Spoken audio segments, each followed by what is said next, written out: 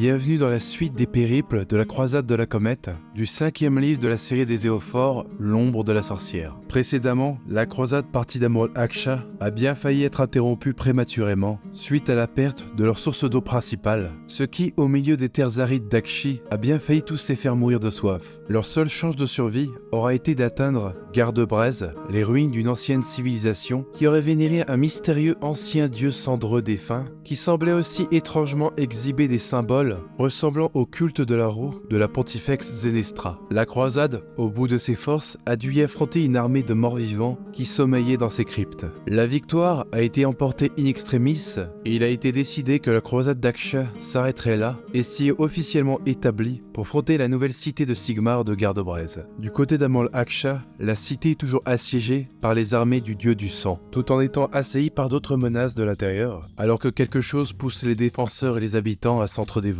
Et quelque chose semble se tramer dans le temple kainite de Nargarai, une arène dédiée au dieu du meurtre. D'ordinaire, ce lieu résonne du fracas de l'acier et des cris des combats, mais à présent il était maintenant silencieux, alors que ses gladiatrices étaient parties se battre sur les remparts pour défendre la cité. Une silhouette encapuchonnée profite alors de l'occasion pour franchir le seuil du temple. Cependant, le lieu n'avait pas été totalement laissé sans surveillance. La reine matriarche Yggdrasia et ses gardes sortèrent des ombres et reconnaissèrent l'intruse comme l'une des sorcières renégates qui renie l'ascension divine de Morathi Kane. C'est pourquoi elles sont considérées comme des hérétiques par la plupart des Kainites. La silhouette encapuchonnée proclama que Morathi était une fausse déesse, usurpant d'anciennes divinités bien plus nobles, qui sont amenées à un jour revenir, et ceux qui les avaient reniés seraient un jour châtiés. Ce qui fait référence à l'ancien panthéon elfique du monde qui fut, qui pourrait apparemment être amené à revenir. L'intruse laissa alors tomber son manteau gris, et deux ailes, aux plumes noires de jet, jaillirent de ses épaules, qui n'est autre que Kretusa, l'oracle sorcière de la déesse Morai Egg, celle qui tisse la trame, une ancienne déesse éteinte et oubliée, mais un fragment de son essence divine a récemment été libéré et a choisi Kretusa comme son élu. Un combat éclate alors entre les renégats et les fidèles de Morathi. L'oracle sorcière tournoya sur elle-même et ses ailes projetèrent des plumes qui se transformèrent en corbeaux et se jetèrent sur les yeux et les gorges de ses ennemis. Ces cavaliers conjurateurs pénétrèrent aussi dans le temple, projetant des orbes de feu bleu-noir qui brûlaient les effigies de Morathi. Très vite, la bataille pencha en faveur des renégats et Kretusa maîtrisa la reine matriarche grâce à sa magie avec des filaments d'ombre. Elle fut ensuite égorgée et envoyée dans un brasero, ce qui apporta à l'oracle des visions prophétiques. Elle vit des crânes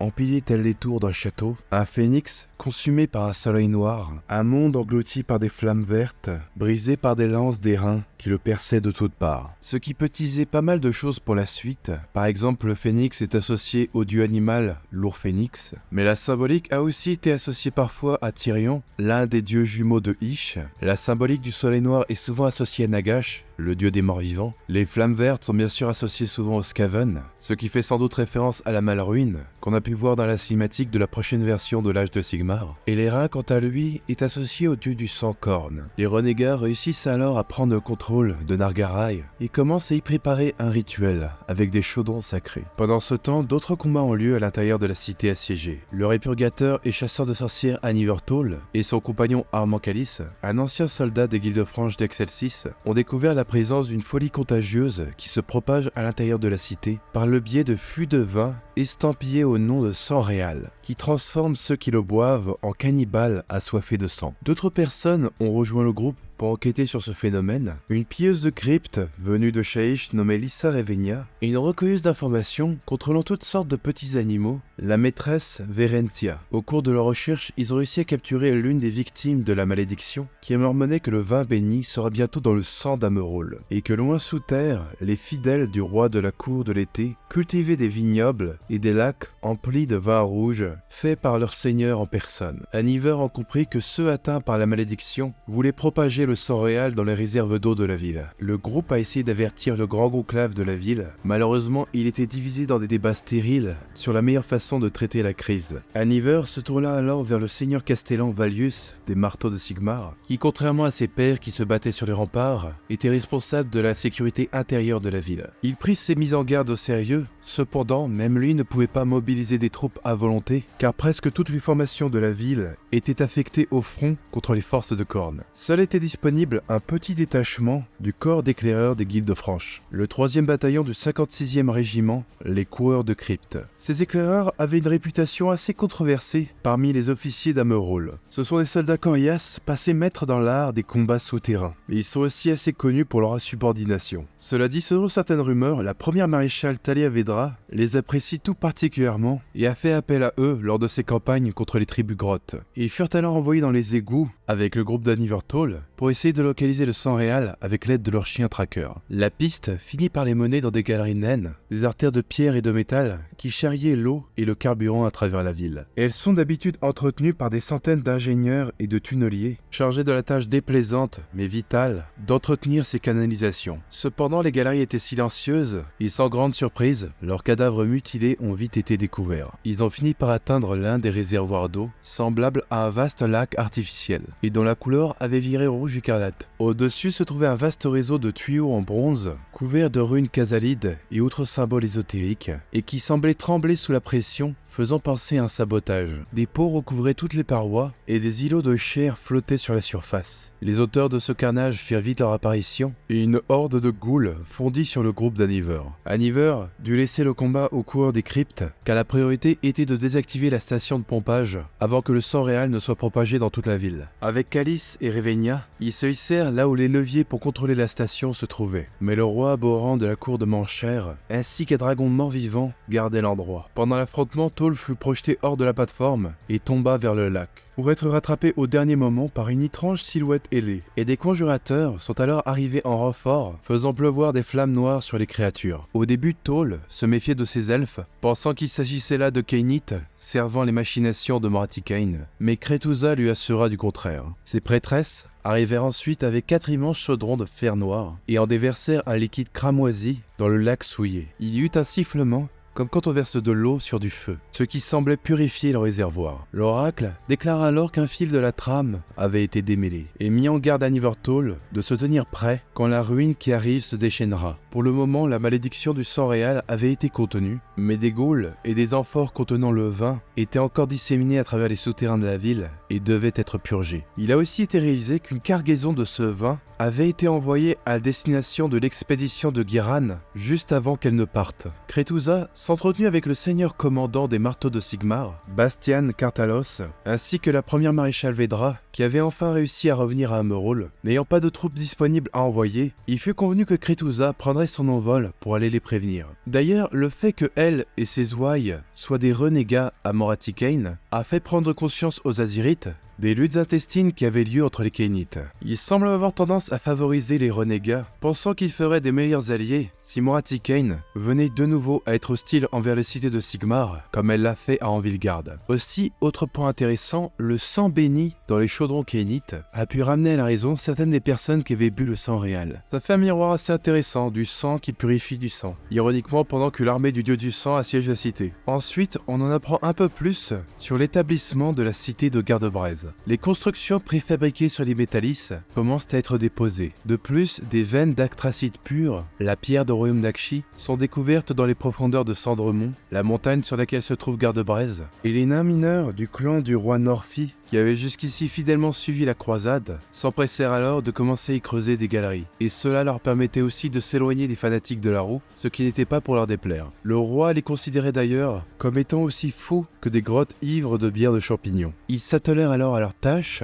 et ils remarquèrent que plus ils s'enfonçaient profondément, plus il faisait froid, jusqu'à un stade où du givre s'étendait sur les parois. Malgré cela, les nains ont enduré et ont continué à creuser plus profondément, jusqu'à atteindre le cœur de la montagne, et se retrouvèrent dans une immense chambre mortuaire, aussi large et haute qu'une cathédrale. Et étrangement, une grande roue était sculptée sur le sol. Dans son centre se trouvait un gouffre profond qui émanait une brume glaciale. Des experts de la collégiale de magie ont été alors envoyés pour en déterminer la nature, et en sont arrivés à la conclusion qu'il s'agissait là d'une porte au royaume, qui au vu du vent d'améthyste qui s'en échappait, serait reliée à Sheish, le royaume de la mort. La surface a alors été prévenue, et les mineurs continuèrent d'examiner les gisements. Un peu plus tard, soudainement, un cri spectral résonna dans la grande salle. Des flammes vertes jaillirent des profondeurs de la porte au royaume, et une vague de hante-nuit déferla sur les mineurs. Un mur de boucliers a vite été établi par les brise-fer, mais les lames éthérées des spectres ignoraient la défense de leurs armures. Une grande partie des Khazalides tombèrent dans cette attaque surprise. Cette procession était menée par Reikhenor, le sombre chantre.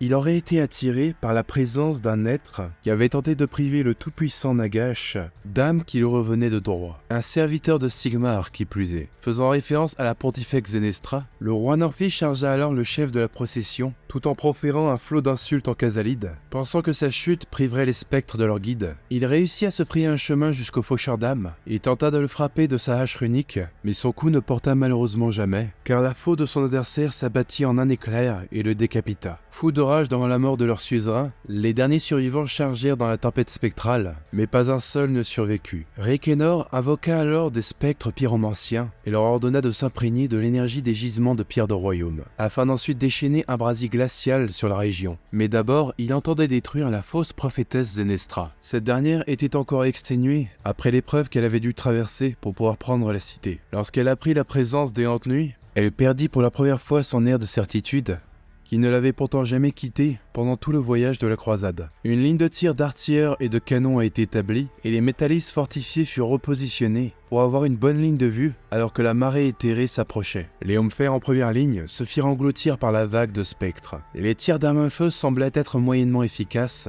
mais les explosions des canons réussissaient à souffler le corps des spectres et ne laissaient que de l'ectoplasme. Les épées ne semblaient pas les atteindre, excepté celles appartenant à ceux qui semblaient être dotés d'une puissante foi. Les flagellants zélés de Zenestra ont alors été une arme vitale. Alors qu'ils se jetaient en avant en chantant des prières, leurs fléaux et armes en bois arrivaient à déchiqueter les spectres là où les lames les plus aiguisées étaient impuissantes. Cependant, ils ne purent arrêter le faucheur d'âme qui fondait sur la pontifex. Reikhenor lança alors un sort mortel sur elle, mais alors qu'il se félicitait déjà d'avoir accompli la justice au nom du grand nécromancien, Zenestra semblait avoir survécu là où tout autre aurait dû être déjà mort. La pontifex leva alors les mains vers le ciel et un éclair blanc heurta la poitrine du faucheur d'âme, qui une fois blessé par cette énergie sainte, décida de battre en retraite dans les profondeurs de la montagne. Et la procession de Hantes-Nuits suivit son berger. La pontifex et les disciples les plus pieux de la Grande Roue les poursuivirent et commencèrent à descendre jusqu'au cœur de la montagne. En chemin, les flagellants se faisaient saigner afin que leur sang consacre le sol pour les protéger du brasier glacial. Cependant, une fois la chambre mortuaire atteinte,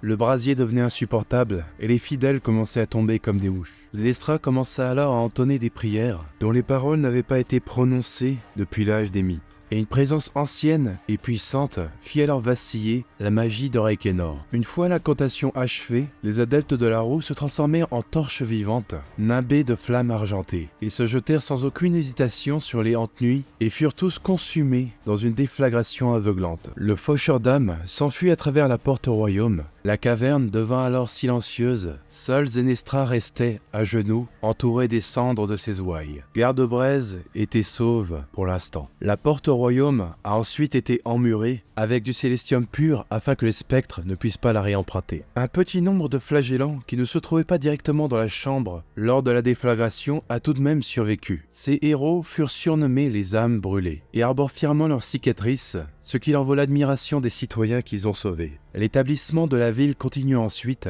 et des missives furent envoyées à Merôle dans l'espoir qu'ils puissent leur envoyer des renforts, car la cité ne pourrait sans doute pas résister à un nouvel assaut. À mesure que la colonie s'étendait, une aura de malaise continue à grandir, car des secousses secouaient Garde-Braise fréquemment. Et la nuit, on entendait des bruits de course, et des yeux maléfiques semblaient épier dans les ténèbres. Les secousses ne se limitaient d'ailleurs pas qu'à Garde-Braise. À Merôle, et même Létis, à Sheish, ou encore Vindicarum à Chamon, avait reporté un phénomène similaire, ce qu'on sait maintenant être la malruine des Skaven qui est en chemin. Voilà donc pour le côté achien des croisades et au fort. En autre point intéressant, cela dit, on peut voir une conversation entre les deux parties de Morathi, la Reine des Ombres et Morathi Kane. Elles débattent sur la menace que représente Kretusa. La Reine des Ombres semble assez impulsive et en rage que des traîtres ont commencé à vénérer une autre déesse. Morathi Kane est assez intriguée par celle-ci et voudrait savoir quelle cause elle sert véritablement. C'est d'ailleurs assez amusant de voir Moratti débattre avec elle-même. Moratti Kane ne semble pas vraiment apprécier particulièrement la Reine des Ombres, car elle lui rappelle une partie d'elle-même qu'elle aurait préféré oublier. En tout cas, je trouve Kretusa assez intéressante. Elle semble entrevoir le retour potentiel des anciens dieux elfiques, même si elle ne voit pas un seul avenir certain, mais plusieurs avenirs potentiels, et j'ai été agréablement surpris de voir qu'elle s'impliquait autant directement dans les événements, au lieu d'être une figure qui planifie dans les ombres. Elle aura aussi du coup un rôle à jouer du côté de la croisade Guéranite, dont on développera les événements la prochaine fois. Annonce assez importante, la chaîne est maintenant partenaire avec My Hobby Place. C'est un magasin français qui vend des figurines jusqu'à moins 20% sur, entre autres, du Game Workshop, mais pas que, aussi du Wargame en général. Donc si vous pensez que le contenu de la chaîne vous a apporté quelque chose et que vous avez envie de vous prendre quelque chose, n'hésitez pas à cliquer sur le lien dans la description. Et en plus, ça fait une pierre deux coups en soutenant la chaîne. Un grand merci d'avance à tous ceux qui le feront. Aussi, si vous pouvez et bien sûr souhaitez me soutenir davantage, il est aussi maintenant possible de rejoindre la chaîne en cliquant sur le bouton rejoindre en bas de la vidéo. Il y aura une vidéo qui vous expliquera tous les avantages dont vous pouvez bénéficier, notamment pour pouvoir voir des messages qui vous diront quel contenu arrive sur la chaîne en avance, ou même d'autres tiers qui vous permettront de voir des vidéos elles-mêmes en avance. Et merci infiniment d'avance à tous ceux qui rejoindront la chaîne. Merci d'avoir regardé la vidéo jusqu'au bout et à la prochaine.